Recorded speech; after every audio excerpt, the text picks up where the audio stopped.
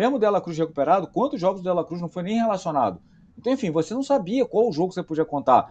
O que eu soube foi que ele arrumou o problema aqui. Tinha gente reclamando, pô, o cara chegou com problema. Não, ele desenvolveu aqui, é aquilo que eu sempre falo, da adaptação do jogador à realidade brasileira.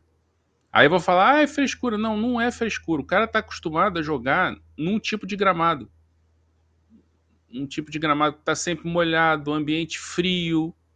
O Menos que eu jogos. soube, menos jogos. O que eu soube é que naquela sequência pesada que ele pegou ali, porque é bom a gente lembrar, ele jogou seguidamente quando ele chegou. O cara tava sem jogar, tava ali fazendo uma atividade por conta própria. De repente ele veio pra cá e jogou direto até o Pulgar voltar. Não tinha o De La Cruz também para jogar, não tinha o Alan. Exatamente, exatamente. Então ele jogou direto e aí ele sentiu muito a mudança de gramado. O gramado aqui é mais duro, é mais seco. Então o cara, ele sentiu isso e arrumou um problema no tendão. E ele teve o problema no tendão e jogou forçando a barra, tomando infiltração.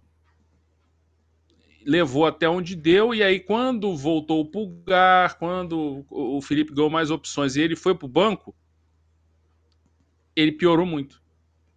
E forçaram a situação, porque era uma reta final de campeonato. Esse é o problema do Flamengo. É esse problema que o Flamengo tem que resolver. Por quê? Porque se o Saul, se o Flamengo pudesse contar com o De La Cruz, não precisava sacrificar o Saul. Se pudesse contar com mais frequência com o Alan, se o Alan não tivesse problema crônico, facite plantar e tal, não sei o quê. Não estou dizendo que o Alan é bom ou que é ruim, mas era uma opção a mais. E o Saul, de repente, poderia ter sido mais preservado, né? Agora, realmente, bom, eu acho que eu, particularmente, já teria deixado ele aqui e operava. Mas, diante dessas questões de não contar muito com o De La Cruz, é o que eu estou falando, é um efeito dominó, gente, é um efeito em cadeia.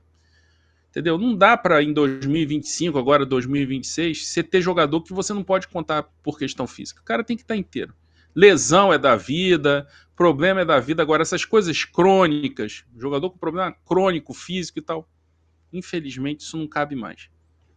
Ainda mais no nosso calendário maluco que ainda tem estadual. Não dá. Então é isso. Então eu acho que seria melhor operar, mas na impossibilidade, quando terminar, opera. E aí tem que ver tempo de recuperação e tal. Vai ficar de fora, talvez, do início da temporada, mas paciência. Mas o Flamengo tem que fazer essa correção de rota, gente. Nada contra o De La Cruz, nada contra o Alan e tal, mas, assim, o jogador arrumar um problema, ok, mas o cara tem um problema crônico ali, pro nível que o Flamengo quer alcançar e tal, não dá para contar com o jogador assim, não. Só para complementar aqui, Abi, só para você comentar, só para complementar a informação, tá? Ele sofre de uma tendinopatia inserciona do Aquiles. Está fazendo, no momento, um tratamento conservador. Chegou no Brasil a fazer alguns procedimentos para minimizar essas dores. Minimizou as dores, ele jogou e jogou muito bem até um determinado período. Aí as dores aumentaram, por isso ele caiu de produção, começou a ser pouco utilizado, saindo pouco do banco em vários momentos. Já teve, inclusive, aqui, né, André e Abimad, em pós-jogos, que eu questionava. Por que ele não botou o Saul? Sendo que o Pulgar já estava cansado, sendo que o Jorginho já tinha deixado, né, tudo em campo, já estava mancando e tal. Eu questionava isso. Pô, o Felipe Luiz morrendo com substituição. Quantas vezes, né, André? A gente batia nessa tecla. E aí sai uma bomba dessa, que o cara tá jogando com dores há muito tempo, que ele tá à disposição do Felipe, mesmo com essas dores, e agora que tá na reta final de temporada, a cirurgia, a possibilidade, na verdade, porque não foi comprovado, né, se ele vai fazer ou não, mas a possibilidade da cirurgia foi colocada na mesa. E ele está olhando isso com bons olhos, né, para 2026, para voltar sem dores. Então, a Bia, agora sim, fica à vontade aí. Não, eu acho que isso explica muita coisa, né? Quanto o próprio Bragantino, por mais que a gente tenha elogiado muito a evolução do Everton Araújo aqui, mas, tipo assim, foi de uma hora para outra que o Saul deixou de ser. Cara, a gente debatia aqui, quando o Saul teve aquela sequência, a gente debatia qual seria a dupla de volantes do Flamengo quando o Pulgar voltasse. E muita gente preferia Jorginho e Saul. Né? Eu mesmo tinha uma tendência a ser mais Jorginho e Saul. E ficou explicado. Eu acho que o Felipe acertou muito. Tipo assim, primeiro acho que tem que bater um pouco de palma pro Saul, que é um cara que se sacrificou pelo time, né? Sabia que não tinha Pulgar, não tinha Dela Cruz, não tinha o Alan. A única opção era o Everton Araújo e era uma sequência difícil que precisava muito dele ali.